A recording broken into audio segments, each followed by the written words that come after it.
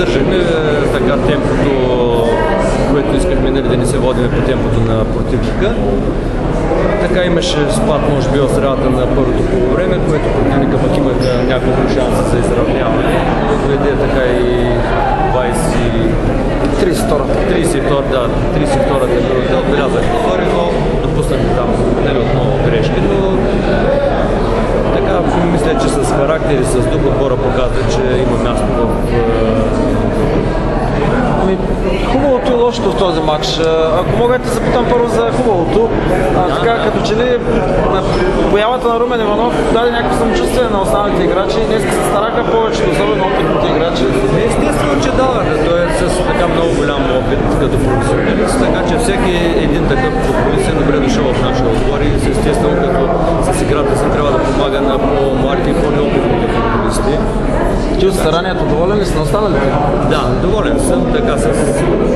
Допуснахме естествено малко грешки, след като противника допуснахме няколко пъти да не се удар от близко разстояние. В крайна сметка това на тренировки би трябвало да го предвидим.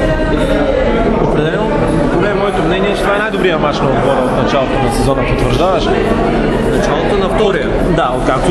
От началото на сезона е според мен, но ти си решавай дали втория, дали първия. Аз говоря за втория, да. Преди това не съм гледал всички мачове, но сигурно след като е победа и три тренинга.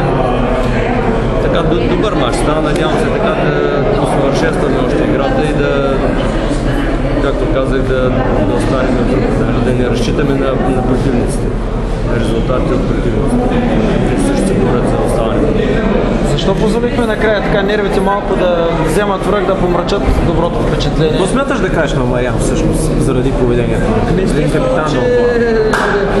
Точно аз, който сигурно имам 10 пъти повече червени картони от него, но в крайна сметка мисля, че така ще ощети отбора в важните мачове за старт, защото сигурно ще ви накажат поне два мача.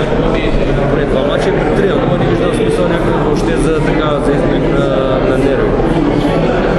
Изобщо да се пак, в крайна сметка, даже и да беше негативен за нас резултат, има други мачове, които не би трябвало да оставаме на този етап без основни футболисти.